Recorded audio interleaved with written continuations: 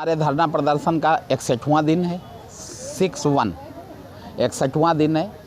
और हम जिन अपनी मांगों को लेकर यहाँ पे धरना कर रहे हैं, उन मांगों को संज्ञान में तो खैर लिया गया, लेकिन अभी उन पे कोई जो है रिजल्ट नहीं आ पाया है। क्योंकि सोमवार को एसडी महोदय से जो वार्ता हुई थी, उन्होंने 3-4 दिन में आदेशों की बात कही थी कि आपको भिजवाया जाएगा धरने पे, लेकिन अभी तक यहाँ पे कोई भी शासनादेश या किसी भी प्रकार का आदेश हम लोगों के समक्ष नहीं आया है। धरना प्रदर्शन हमारा जारी है, धरना प्रदर्शन ये जारी रहेगा। और इसी बीच परसों दुर्घटना भी हुई, मार्ग दुर्घटना, जो कि हम लोग सशंकित हैं कि उसमें हो सकता है अधिकारियों द्वारा रची गई साजिश भी हो। इसलिए हम लोगों ने एक पत्र जारी किया है, शासन को भी भेजा है, सीएम साहब को संबोधित करते हुए भेजा गया है, अन्य अदर अधिकारियों को भी जानकारी इसकी दी गई है, पुलिस अधीक्षक महोदय को भी इस चीज़ की जानकारी दी गई है कि उस मार्ग दुर्घटना की न्यायिक जांच कराएं, ताकि आपने उसकी कोई लिखित वो दिया है अभी तक के नहीं दिया थाने वगैरह में आप लोगों ने?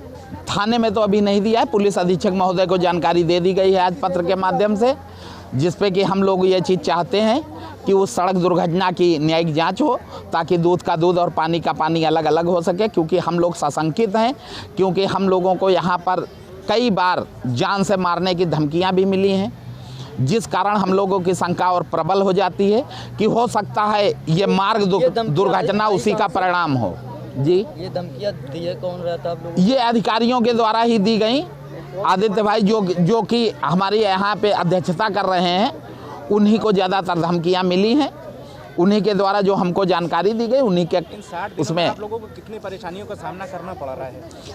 भाई साहब, समस्याएं भी हमारी बहुत हैं।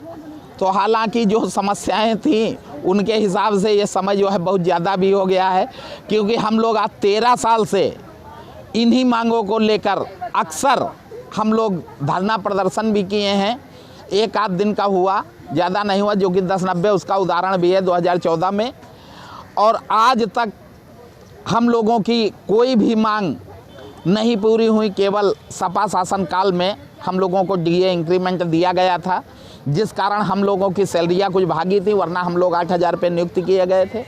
भाई साहब, और सवाल है, जिस बात को लेकर आप लोग सशंकित हैं, यह हादसा नहीं, एक सोची समझी साजिश हो सकती है, तो कौन सी ऐसी बात खाई जा रही है जिस बात को लेकर आप लोग परेशान हैं और आरोप लगा रहे हैं कि ये षड्यंत्र हत्या करने का था?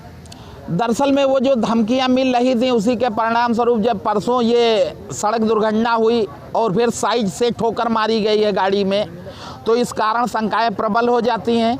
क्योंकि अगर सुनसान रास्ते पे अगर कोई सामने से आता हुआ वाहन अगर किसी वाहन को ठोकर मारता है, तो ये पूर्णतया शंका का ही विषय है। क्योंकि दुर्घटनाएं अगर भीड़ भाड़ का स्थान होता तो वहाँ पे मान लिया जाता, लेकिन अगर रास्ते सुनसान हो और वहाँ पर कोई टक्कर मारी गई हो, तो शंका से ही मना नहीं किया जा सकता। जिस तरह से रोड दुर्घटना की बात सामने आ रही है और आप लोग सशंकित हैं कि एक षड्यंत्र है, क्या कहना चाहते हैं इस पर? सर देखिए, हम लोग 61 दिन हो गया आज धरना करते हुए, और इसी धरना पीरियड में ही हमारे 6 कर्मचारी ख़त्म हुए हैं।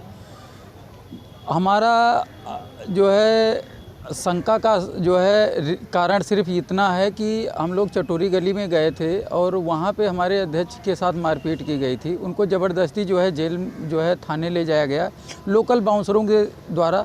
अगर विधिक रूप से लेके जाया गया होता, और दूसरी चीज़ क्या है कि झूठा आरोप जो है लगाया गया कि हमारे साथ गाली गलौज किया गया, मारपीट किया गया, जबकि ऐसा कुछ नहीं था। उन्होंने बीसी साहब ने खुद जो है मारपीट करी और गाली गलौज करी। उनको ज़बरदस्ती जो है स्कॉर्पियो गाड़ी से बैठा के लोकल बाउंसरों से पिटवाया गया और ले जाया गया थाने में। कर्मचारियों एक्सीडेंट का मामला इस घटना से जोड़कर आप लोग मान रहे हैं? इसलिए मान रहे हैं क्योंकि वहाँ पे धमकियाँ भी दी गई थी और अन्य माध्यमों से ही हमारे अध्यक्ष को धमकी दी जा रही थी, जिसके संबंध में हमारे अध्यक्ष बार बार इस चीज़ को कहते रहे कि इस हमारे टीम को और हमको इनसे हमारे अधिकारियों से खतरा है। मान लीजिए यह षड्यंत्र था, तो कौन से कारण है जिस बात को लेकर यह षड्यंत्र रचा जा सकता है? चूँकि 800 करोड़ का घोटाला हुआ है और पिछले 12 वर्षों से हमारी भविष्य निधि का पैसा जो कटौती किया गया है, इनके द्वारा कमीशनबाजी करके जो है उसको खाया गया है। तो छोटे छोटे बैंकों में, लखनऊ के जिन बैंकों को शायद लोग जानते भी नहीं होंगे, ऐसे बैंकों में एफडी कराई गई और एफडी करा के उनमें जो है कमीशन की वजह से एफडी कराई गई, उसको खाया गया। तो अब जब हम लोग इस बात के लिए अड़े हैं कि हमारा खाता खुलना ही चाहिए, तो निश्चित रूप से इनको डर है कि हमारा घोटाला जो है वो पर्दाफाश हो जाएगा, उसका हमारा जो है खाने का रास्ता बंद हो जाएगा। इसके अलावा अनुरक्षण का पैसा जो पिछले 12 वर्षों से इन लोगों द्वारा नाजायज़ रूप से जो है खाया गया है और कोई भी विकास कार्य नहीं किया गया है स्मारकों में, ये भी एक बहुत बड़ा कारण है कि जिससे कि इनका घोटाले की पोल न खुल जाए। तो ये ऐसा संभावना पूरी बनती है और खोलने के लिए ये इतने षड्यंत्र रच रहा है। बिल्कुल बिल्कुल ये संदेह है हम लोगों को, और ये हो भी सकता है, इसमें कोई जो है बड़ी बात नहीं है, क्योंकि इतना बड़ा घोटाला है 800 करोड़ का, और पिछले 12 वर्षों से अगर अनुरक्षण का बजट देखा जाए तो हज़ारों करोड़ में होगा। और सरकार से क्या मांग है? फिर सरकार से मांग यही है कि हमारे इस जो परसों दुर्घटना हुई है, हमारे अध्यक्ष को जो है जान से मारने की कोशिश की गई है, इसकी न्यायिक जाँच होनी चाहिए। साथ में जो माननीय OSD जी से जो वार्ता हमारी हुई थी, उन्होंने ये संबंध में हम लोगों को अवगत कराया गया था कि 3 से 4 दिन के अंदर आप लोगों का शासनादेश लेके कोई उच्च अधिकारी आपके बीच में जाएगा और धरना जो है शांत कराएगा। तो हम ये चाहते हैं कि माननीय मुख्यमंत्री जी इस पे संज्ञान लें और जल्द से जल्द जो है हमारे धरने को समाप्त कराने हेतु हमारे आदेश निर्गत करवाएं। धरना का आज 61वां दिन है और तमाम उतार चढ़ाव आए। अभी विगत दिन आपके अध्यक्ष जी आदित्य कौशल किशोर आदित्य का रोड एक्सीडेंट में करवाया गया, जैसा कि आप लोग कर रहे हैं जी, क्या कहना चाहते हैं? हम सिर्फ इतना ही कहेंगे कि जो भी चीज़ें हैं हमारे विमलेश भाई ने और विवेकानंद तिवारी जी ने बताई, जहाँ तक ये साजिश जो रची गई, ये साजिश बिल्कुल जो शंका करती है वो वाजिब करती है, क्योंकि जब हम यहाँ हमारी और हमारे आला अधिकारियों की नियुक्तियाँ हुई थी तो हम तो जिस हालात में आए थे आज हालात हमारे वही हैं, लेकिन हमारे अधिकारीगण भी हवाई चप्पलों में आए थे, वो आज हेलीकॉप्टरों में घूम रहे हैं। तो मैं चाहूँगा कि हेलीकॉप्टर कहाँ से आए, माननीय मुख्यमंत्री इनकी जांच कराए। निश्चित रूप से ये लोग गबन करके, अनुरक्षण का पैसा जो है गबन करके आज हेलीकॉप्टरों में घूम रहे हैं, और हम जो है हवाई चप्पल में आए थे, आज भी हम हवाई चप्पलों में हैं।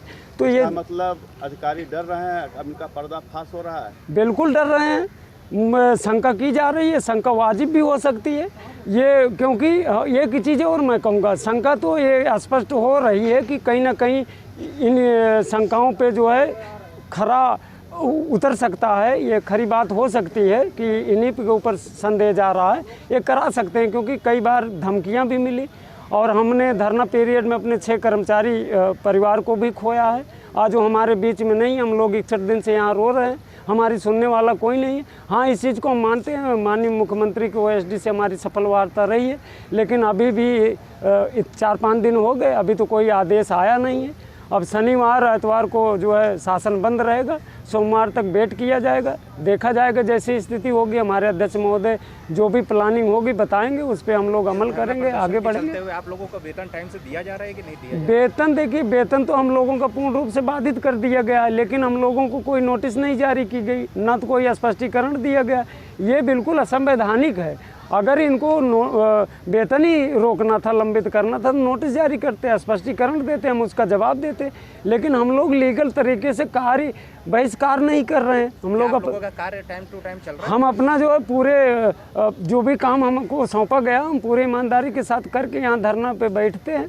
और मैं ये भी माननीय मुख्यमंत्री महोदय से कहूँगा, ये संदेश मुख्यमंत्री तक जाए। मेरा एक सुझाव है माननीय मुख्यमंत्री को, आगे भविष्य में जो भी नियुक्तियाँ की जाए, चाहे वो IAS हो, चाहे PCS हो, या किसी भी पोस्ट का कोई लेवल हो, माननीय मुख्यमंत्री उनकी जो जितनी भी संपत्ति हो, उनके माता पिता की, उनके रिश्तेदारों की, उनके इष्ट मित्रों की, उनके आसपास पड़ोसियों की, सबका डाटा कंप्लीट करके ही नियुक्तियां करें, जिससे भ्रष्टाचार ना हो सके।